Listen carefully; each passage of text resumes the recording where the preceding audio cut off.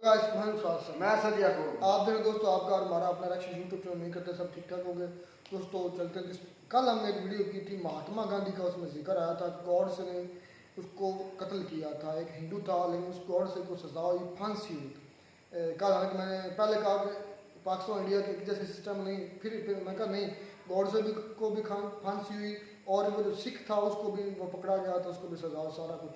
लेकिन पाकिस्तान में किसी भी पीएम को मारने वाले को आज तक पता ही नहीं चला। अगर पता है भी किसी को तो उसको कोई उसको काफी करदा किसी अंजाम तक नहीं पहुंचाया गया। खैर, मेन मसला यह था, कल असर भाई ने क्वेश्चन किया था कि उसने गॉड्स ने महात्मा गांधी जी को मारा क्यों था। ये अब इंडियन यूट्यूबर हैं professor of how 3D animation के साथ समझाते हैं यार। इनकी वीडियो बड़ी इंटरेस्टिंग होती हैं, बहुत जल्द समझ आ जाती। आम सा नल्ला सा दिल्ला सा हमारे जैसा बंदा भी इसको समझ आ जाती कि मुद्दा क्या था। तो वो अब समझाने जा रहे हैं कैसे मारा गया और क्यों। आई थिंक क्यों का भी इसमें जवाब है, अब मुझे लगता है। देखते हैं दोस्तों पहले वीडियो, फिर मजीद इस पर बात करते हैं। आज से 76 साल पहले ये 30 जनवरी 1948 की ही बात थी जब नाथूराम गोडसे ने महात्मा गांधी को गोली मार दी। हुआ ये था कि ये बिरला हाउस है, एक तरह से महात्मा गांधी का घर। शाम 5:15 बजे की बात है। गांधी जी जस्ट अभी अपने कमरे से निकलकर इस प्रेयर ग्राउंड की तरफ बढ़ रहे हैं। दिक्कत वाली बात यह है कि उन्हें बिल्कुल भी अंदाजा नहीं है कि प्रेयर ग्राउंड में इतनी भीड़ में रिवॉल्वर लेके आज उनका हत्यारा नाथूराम गोडसे उनका इंतजार कर रहा है। इतनी भीड़ में रिवॉल्वर किसी को दिखाई ना दे जाए, इसलिए गोडसे ने ऐसे खड़े होकर रिवॉल्वर यहाँ छुपा रखी है। अपने कमजोर कदमों से चलते हुए गांधी जी जैसे ही प्रेयर ग्राउंड की सीढ़ियों पर चढ़कर ऊपर पहुंचे, वैसे ही हजारों की भीड़ में खड़े गोडसे ने भीड़ से निकलकर गांधी जी को झुककर प्रणाम किया। गोडसे को आगे आते हुए देख गांधी जी की भतीजी मनु ने आगे बढ़कर गोडसे को बोला, बापू को देर हो रही है, आप साइड हटो। लेकिन आज नाथूराम गोडसे अपना टारगेट सेट करके ही आया था, इसलिए उसने अपने एक हाथ से मनु को धक्का मारा और दूसरे से गांधी जी पर अपनी .39 कैलिबर बेरेटा M1934 रिवॉल्वर तानी और तीनों गोलियां गांधी जी ने दाग दी। देश में इतना बड़ा हत्याकांड हुआ, लेकिन पूरे भारत के मन में सिर्फ एक ही सवाल था। जो गोडसे खुद महात्मा गांधी की पूजा करता था,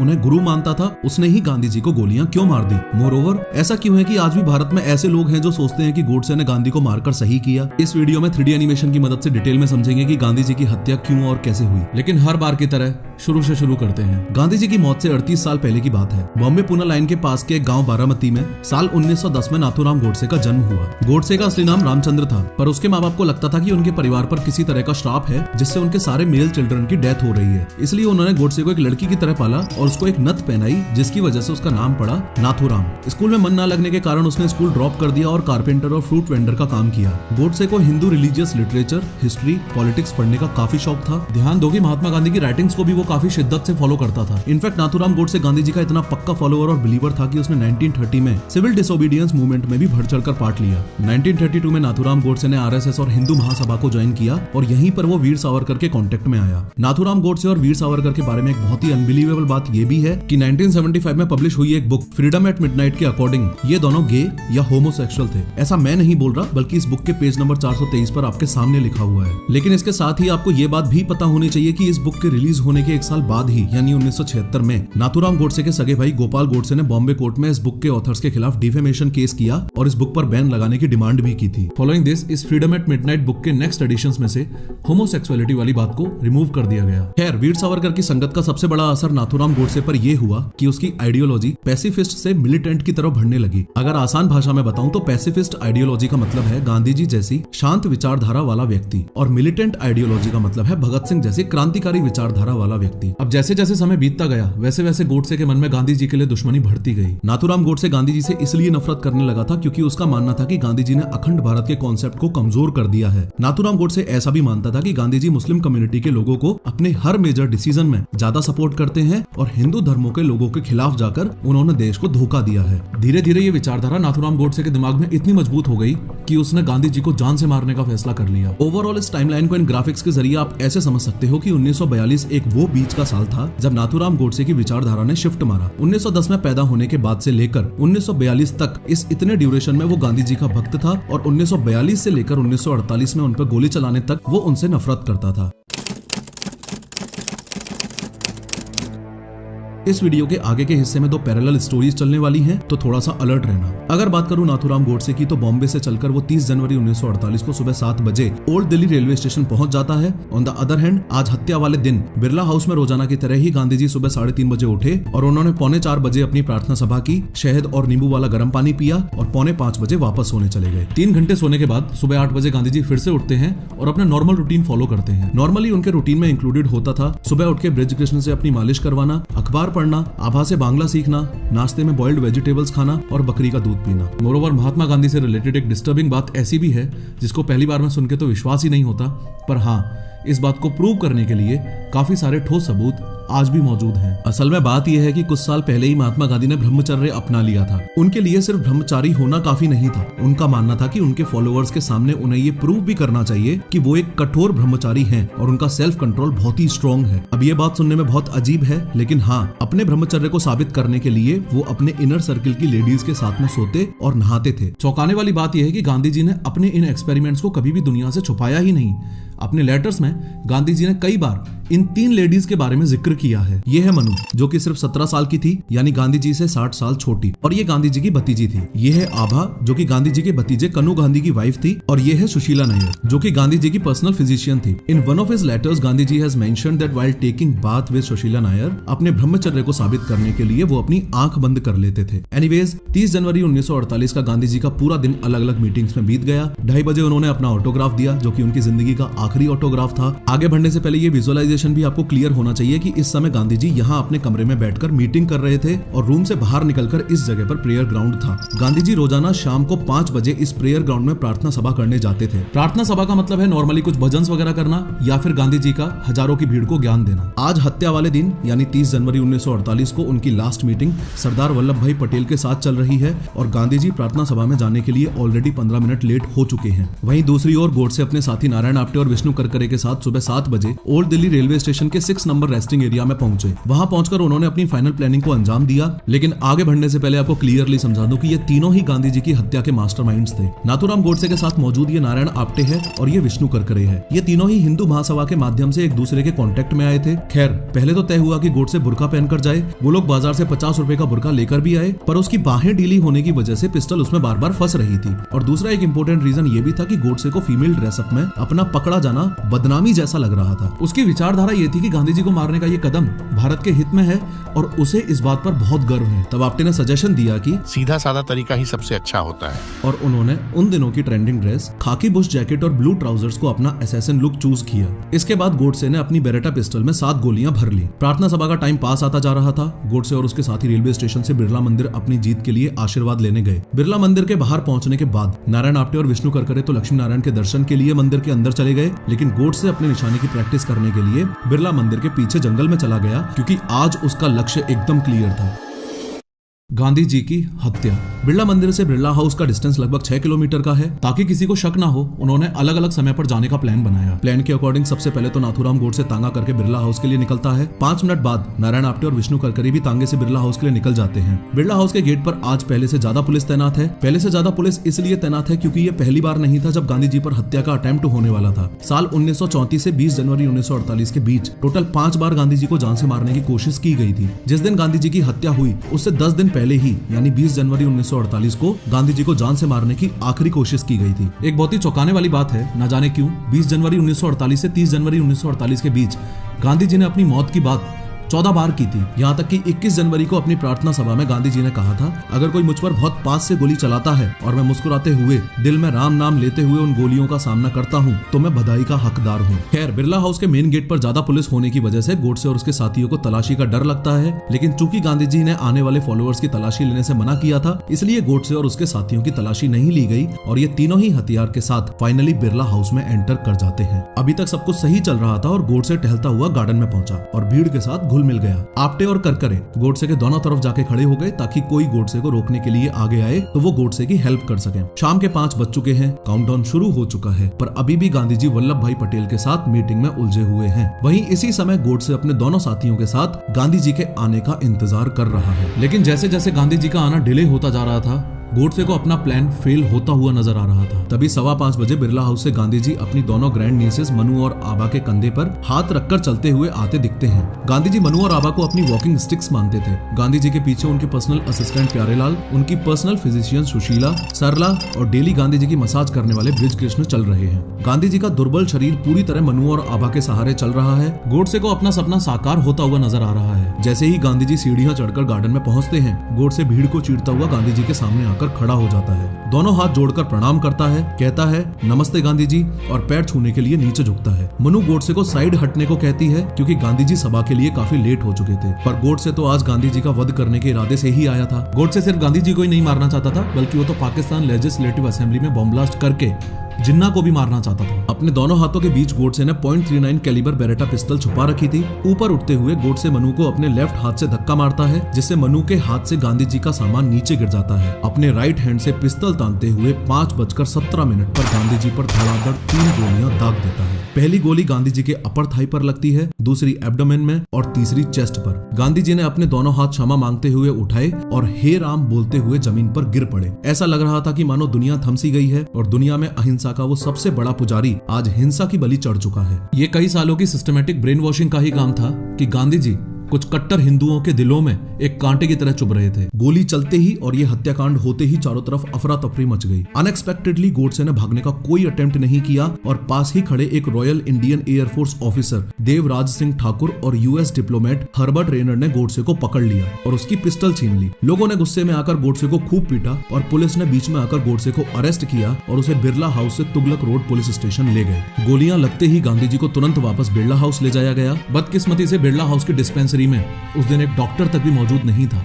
अगर आपने मेरी इंदिरा गांधी वाली वीडियो देखी है तो ये कहानी कुछ वैसी ही है। इस वीडियो में मैंने बताया था कि इंदिरा गांधी को जब उनके ही बॉडीगार्ड्स ने गोली मार दी थी तो डॉक्टर और एम्बुलेंस ना होने की वजह से कैसे उन्हें एम्बेसडर में हॉस्पिटल ले जाया गया था। खैर, गांधी जी को गोलियां लगने के बाद हॉस्पिटल नहीं ले जाया गया और ब्रिज कृष्ण जब तक डॉक्टर को लेकर आया तब तक बहुत देर हो चुकी थी। शाम 5:40 पर मनु ने कहा, बापू अब नहीं रहे। देश के राष्ट्रपिता की डेथ से पूरी दुनिया शौक में थी और देश की नींव ही टूट चुकी थी। पर सवाल अभी भी वहीं की वहीं है। जो गोडसे खुद गांधी जी की पूजा करता था, उन्हें गुरु मानता था, उसने ही गांधी जी को गोलियां क्यों मार दी? नाथूराम गोडसे को महात्मा गांधी को मारने का जितना कारण अभी तक आपको पता चला है वो अधूरा है और ये बहुत ज्यादा जरूरी है कि गोडसे की साइड को भी ध्यान से देखो और समझो। आजादी के बाद के इस पहले हत्याकांड के कुछ रीजंस हैं जो खुद गोडसे ने अपनी बुक मैंने गांधी को क्यों मारा में एक्सप्लेन किए हैं। नफरत की आइडियोलॉजी ने इस हत्या के पीछे के मास्टरमाइंड्स को कैसे इन्फ्लुएंस किया, चलो डिटेल में समझते हैं। ध्यान रहे, आगे आने वाले सातों के सातों पॉइंट्स गोडसे ने खुद अपनी किताब में मेंशन किए हैं। पहला तो ये कि गांधी जी का अपने मन के हिसाब से नेशनल मूवमेंट्स को स्टार्ट करना और एंड करना, इस बात की बुराई तो नेहरू और पटेल भी करते थे।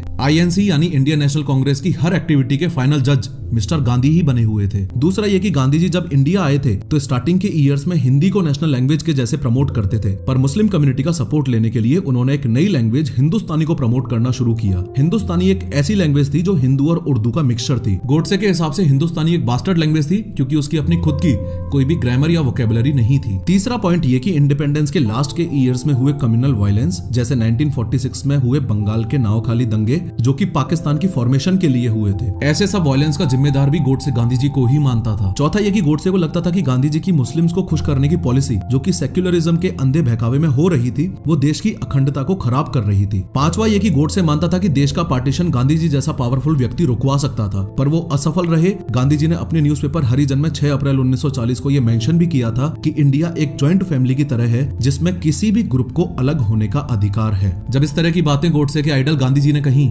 तब उसे काफी सदमा पहुंचा। सिक्स्थ पॉइंट ये कि आजादी के बाद जो हिंदू और सिख भारत को अपना देश समझकर पाकिस्तान से वापस आए, उनको किसी भी तरह की बेसिक फैसिलिटीज नहीं मिल रही थी, जिस वजह से वो रेफ्यूजीज दिल्ली के फुटपाथ्स पर रहने पर मजबूर थे। इतने रीजंस के अलावा जिस रीजन ने गांधी जी की मौत में आखिरी कील गाड़ी वो था उनका लास्ट प्रो मुस्लिम फास्ट जो कि उन्होंने 13 जनवरी 1948 से 18 जनवरी 1948 तक किया। इस फास्ट का मकसद था कि दिल्ली में मुस्लिमों के मस्जिद को हिंदू रेफ्यूजीज से खाली करवाना और पाकिस्तान को ड्यू 55 करोड़ रुपए देना, जबकि उस समय पाकिस्तान ने हमारे देश पर हमला किया हुआ था। गांधी जी इंडिया के राष्ट्रपिता के रूप में अपनी ड्यूटीज में फेल रहे और पाकिस्तान के राष्ट्रपिता ज्यादा साबित हुए। भारत माता का एक रिस्पॉन्सिबल बेटा होने के कारण मैंने सोचा कि हमारे देश को डिवाइड करने वाले राष्ट्रपिता के जीवन को समाप्त करना मेरी ड्यूटी है। गोडसे ने इस पूरे एक्ट को रामायण में राम और महाभारत में अर्जुन की तरह अपनी एक ड्यूटी बताया। गांधी जी की डेथ से पूरे देश में एक मातम सा फैल गया। नेहरू ने ऑल इंडिया रेडियो पर देश को एड्रेस करते हुए इंग्लिश में ही कहा कि Friends and comrades, the light has gone out of our lives and there is darkness everywhere.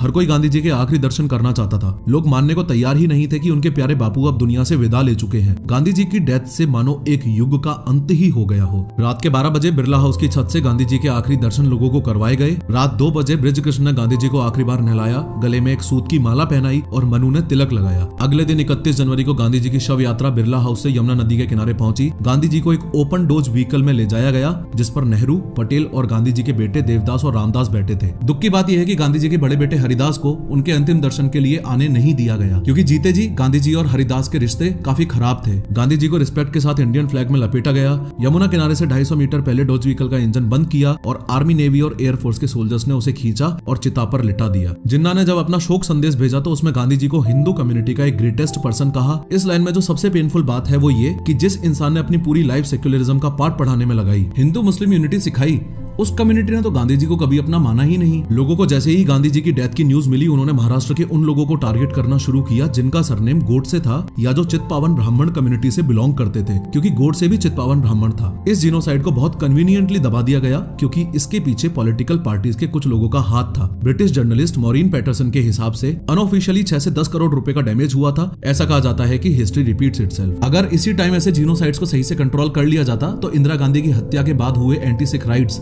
इतने भयानक होते। गोडसे और उसके साथियों पर रेड फोर्ट में स्पेशल कोर्ट में ट्रायल चला। यहाँ गोडसे ने 30,000 वर्ड्स का अपना जस्टिफिकेशन सुनाया कि कैसे वो गांधीवादी से गांधी हत्या तक पहुंचा और अपने इस रूथलेस एक्ट को पूरी तरह से पॉलिटिकल बताया। उसने ये प्राउडली एक्सेप्ट भी किया कि उसने गांधी जी को मारा है, पर वो इस पूरे हत्याकांड में अकेला है। गोडसे और नारायण आप्टे जो साथ मिलकर अग्रणी अखबार चलाते थे, 1945 के एक पब्लिकेशन में गांधी को अखंड भारत के कॉन्सेप्ट का रावण शो करते हैं। इन दोनों को फांसी की सजा होती है, बाकी के 6 साथियों को लाइफ इम्प्रिजनमेंट और वीर सावरकर को बरी कर दिया जाता है। गोडसे और आप्टे को अंबाला जेल में रखा जाता है और 15 नवंबर 1949 को फांसी के टाइम दोनों नारा लगाते हैं, अखंड भारत अमर रहे।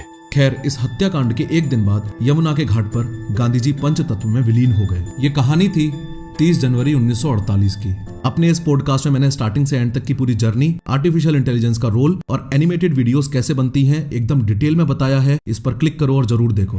तो जी दोस्तों, वीडियो होगी खत्म। सबसे पहले तो इस भाई का थैंक्स, मुझे इस भाई का नाम नहीं पता।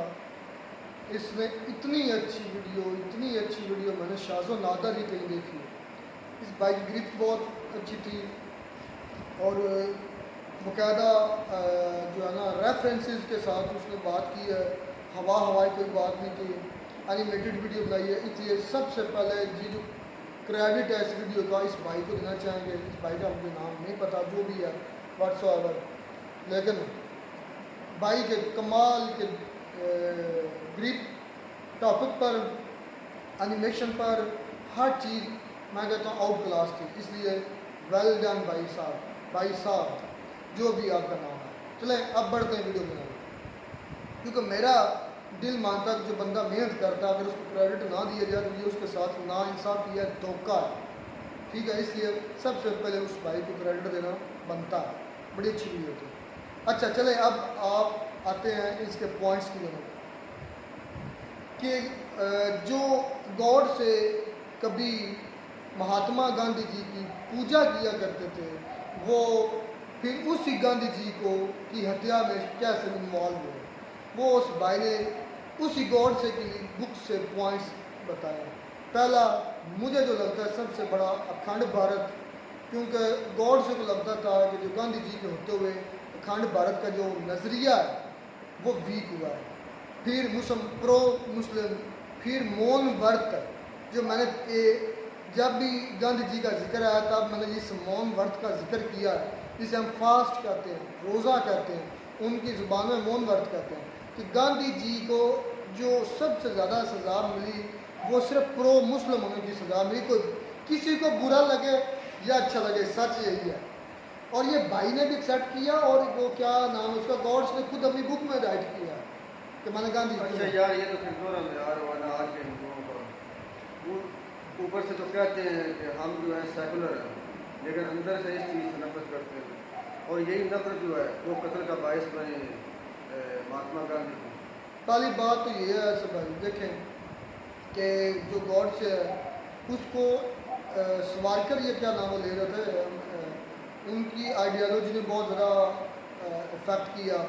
और उसके साथ ये देखें कि उनका सबसे बड़ा जो मसला आया था वो था मौन व्रत जो उन्होंने रखा मुसलमानों के लिए और स्पेशली पाकिस्तान के मुसलमानों के लिए। एक तो मुसलमान थे इंडिया के अंदर, दो इसके मेन गांधी जी के जो ये भी एक हकीकत आज उजागर हुई है, आज पता चला कि गांधी जी ने जो मौन व्रत रखा था तो वो 2-3 रीज़न थे। पहला रीज़न ये था जो इंडिया के अंदर मसाजिद है, मस्जिदें, उनके अंदर जो नॉन मुस्लिम या स्पेशली हिंदू रेजिडेंट्स है या उनकी जो उधर मौजूदगी है उसको बिल्कुल नापायद किया जाए, एक्सटिंक्ट किया जाए, ख़त्म किया जाए। एक ये वजह बनी और दूसरी ये वजह थी मौन व्रत की। दूसरी वजह बड़ी इंपॉर्टेंट कि पाकिस्तान के जो 55 करोड़ रुपए थे, क्योंकि मेरा ख्याल में इंडियन में जब पार्टीशन हुई थी तो हमारे हिस्से में 75 करोड़ रुपए आई थिंक मुझे लगता आए थे। उसमें से जो थे ना 20 करोड़ तो हमें तुरंत मिल गए, लेकिन जो 55 करोड़ बाकी रुपए रह गए थे वो रोक लिए गए। और ये महात्मा अच्छा, इस चीज़ को साल पहले मैं वीडियो दी थी, कोई हिंदुस्तानी नहीं मानता था। उन्होंने यही कह रहा था उनका कि हमने पैसे दे दिए थे, ये तो पाकिस्तान इल्ज़ाम लगाता है हमका। नहीं, गांधी जी के मौन व्रत रखने की वजह से पाकिस्तान को पिछले पैसे मिले हैं।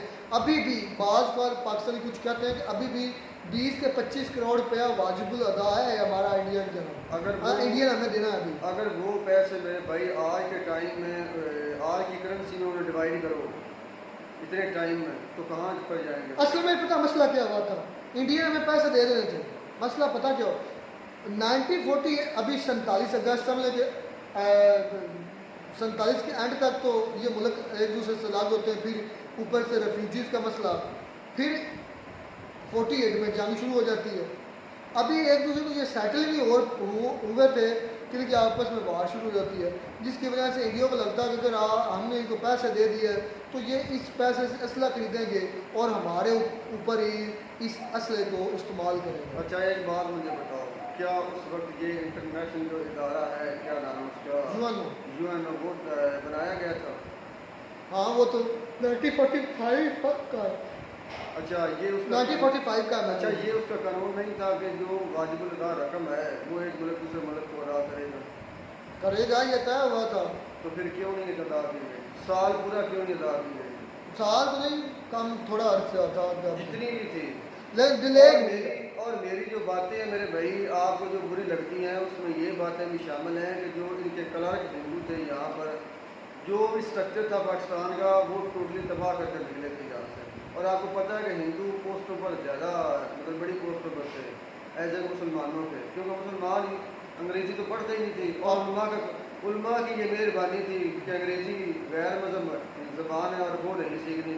ये सर सैयद अहमद अली खान को दे दुआ, जिन्होंने ये यूनिवर्सिटी बनाई, फिर स्कूल्स बनाए, फिर कॉलेज। आज भी महात्मा गांधी को इंडिया के अंदर वो दर्जा हासिल नहीं है जो मेरे नज़दीक होना चाहिए। सच में कह रहा हूँ, आज भी महात्मा गांधी को वो प्रायोरिटी नहीं मिल रही या नहीं उनको इज्जत की निगाह से देखा जाता जो कि उनको होनी चाहिए थी।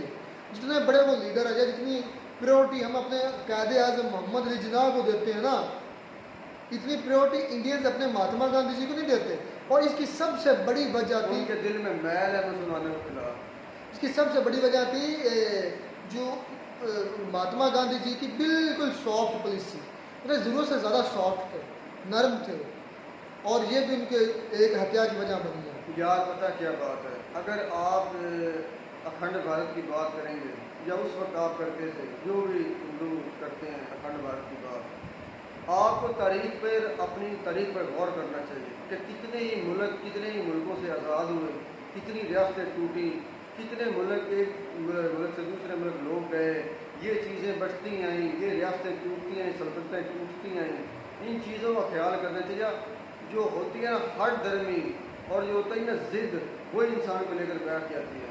और ये जहाँ तक मेरा ख्याल है, महात्मा गांधी को ये चीज़ अच्छे से पता था कि अब ये मुमकिन नहीं है। हिंदू मुस्लिम का फसाद जो है ना, उसकी वजह से उन्हें मालूम था कि अब ये मुमकिन नहीं मतलब है। आप इकट्ठे नहीं रह सकते। हाँ जी। लेकिन इसमें मैं इन दोनों का, अगर महात्मा गांधी जी की ये सोच थी कि आप हिंदू नहीं, महात्मा गांधी की ऐसी कोई भी स्टेटमेंट नहीं है जिससे साबित होता हो कि हिंदू और मुस्लिम आप इकट्ठे नहीं रह सकते। महात्मा गांधी जी, हाँ, उनकी जो पुलिस थी, ये सोच थी, वो थोड़ी सी अलग थी। वो जिस तरह ये भाई भी बता रहा था कि उनकी सोच थी कि एक जॉइंट फैमिली सिस्टम है, और उस जॉइंट फैमिली सिस्टम में से एक जोड़ा अगर अलग होना चाहता है तो उसको इजाज़त है वो अलग हो जाए। उसने इस तरह बराबर हक दिया गया ना उनके सोचने मुताबिक कि उनका हक है, अगर वो अलग आना चाहते तो हो दो जाए। कंसेप्ट हैं। एक कंसेप्ट ये है कि आप हिंदू और मुस्लिम इकट्ठे नहीं रह सकते, ये सोच थी कायदे आज़म या पाकिस्तान के जो लीडर थे उनकी। लेकिन महात्मा गांधी की ये अलग सोच थी। उन्होंने कहा कि एक जॉइंट फैमिली सिस्टम है, इंडिया की फैमिली है, और उस जॉइंट फैमिली सिस्टम में से अगर कोई जोड़ा या कोई हिस्सा अपनी फैमिली से अलग होना चाहता है तो उसको पूरा इख्तियार है वो अलग हो और अपना अलग सिस्टम चलाए। अब नफरत वाला जो स्टेटमेंट है वो पाकिस्तानियों के जहन में थी, लेकिन महात्मा गांधी, मैं ये नहीं कहता कि रीज़न थी, उसकी एक रीज़न थी, हमने पहले ही वीडियो कर चुके हैं कि सन 1946 को जो दंगे हुए थे ना, क्या नाम शहर का, मेरे नाम कलकत्ता में जो दंगे हुए थे मेरे भाई, और मुस्लिम रैली पर जो अटैक किया गया था हिंदुओं की तरफ से, ये चीज़ें सारी काउंट की होती हैं मेरे दो दूध का कोई भी नहीं धुले, ना कोई मुस्लिम और ना ही कोई हिंदू, ये सच है। कोई अगर हिंदू ये आज उठ कर क्या है कि भाई नहीं नहीं जो कसूर सारा मुसलमानों का था, वो झूठ बोलेगा, वो सरासर नाइंसाफ़ी करेगा। ताली जो ना दो हाथों से बजती है। अगर मुसलमानों ने फ़र्ज़ कर लेता, मैं मान लेता हूँ मुसलमानों ने कसूर किए, जब मुसलमानों ने कसूर किया तो उनको सुलझाना सामने वाली पार्टी को था। अगर उनके साथ वो एक्शन का रिएक्शन दिया है अगर फ़र्ज़ कर हिंदुओं ने, तो इसका मतलब है वो भी उतनी गुनाहगार होगा जितने मुस्लिम गुनाहगार है। ठीक होगा। तो ये बातें बड़ी शानदार रही पूरी की पूरी वीडियो। पता चला कि गॉड से क्यों नफरत करता था। पहली बात रिफ्यूजीज़ का मसला, प्रो पाकिस्तान, अखंड भारत, सॉफ्टनेस और मौन व्रत, ये पॉइंट्स ऐसे थे जिसकी वजह से महात्मा गांधी मतलब कि फिर तो ये बात अफसार भाई होगी ना कि उस लीडर को ये अपना सबसे बड़ा लीडर मानते ही नहीं मानते। मैं सही कह रहा हूँ, नहीं मानते इंडियंस। कई आज इंडिया के पॉइंट नीचे कमेंट आएंगे, मैं आपको दावे से कहता हूँ 100 में से कुछ 30-35 लाजमी 30-35% लाजमी ऐसे लोग हैं इंडिया में जो महात्मा गांधी जी को हीरो नहीं मानते। सच है। फिर तो इनका मुल्क जो आज़ाद करवाने वाला बंदा अगर उसको हीरो नहीं मानता। नहीं, मुल्क जो आज़ाद करवाया ना वो महात्मा गांधी के लिए नहीं करवाया। मैं बल्कि मानता हूँ महात्मा गांधी से ज़्यादा किरदार था, क्या नाम है, जवाहरलाल नेहरू का। उसके बाद वो क्या नाम है उनके साथ यार, सरदार पटेल। नहीं, सरदार पटेल के बाद में यार इनके नाम बड़े और भी बड़े बड़े नाम हैं यार, जो इनके पहले वो बने थे वज़ीर आज़म के बाद वो, खैर नाम मुझे भूल गया। और भी इंडिया के बहुत बड़े बड़े नाम हैं, आप भी इस वक्त मेरे जहन में, क्योंकि नाम भी थोड़ा डिफिकल्ट है। महात्मा गांधी से ज़्यादा जो मैं हिस्ट्री पढ़ता हूँ उनकी ज़्यादा किरदार है इस इंडिया को इंडिपेंडेंस लेकर। और ऐसा ही होता है मेरे भाई, कायदे आज़म से बढ़कर सैयद अहमद खान जैसे लोग, हाँ, इलामा इकबाल जैसे लोग, इन लोगों ने पार्टिसिपेट किया हुआ है। अब देख लें, शुरुआत जो उससे बुनियाद आज़ादी के रखने वाला था वो तो सर सैयद अहमद खान था असल में, जिसने लोगों को बेदार किया। ये तो कायदे आज़म तो बनी बनाई पर आकर बैठा, चौधरी बना, ये सच है। लेकिन मुस्लिम लीग नून बनाई, आगा खान ने, नवाब वकार मलिक, मोहसिन मलिक, ये लीडर थे। लेकिन जो उस वक्त कांग्रेस में था कायदे आज़म, 1913 के अंदर या आई थिंक 11 या 13 के अंदर जिन्ना साहब ने मुस्लिम लीग नून ज्वाइन की है। 1906 में बनी है मुस्लिम लीग या मुस्लिम लीग नून, ये कह रहा मुस्लिम लीग समझ लें। उसके बनने के 6-7 साल बाद ज्वाइन की है। असल बनाने वाले और हैं, असल जो मुसलमानों को दर्स देने वाले हैं ना, तलीम की तरफ लेकर आने वाले, वो सर सैयद अहमद खान है, बुनियाद वो हैं। खैर हम कहीं ना कहीं निकल गए।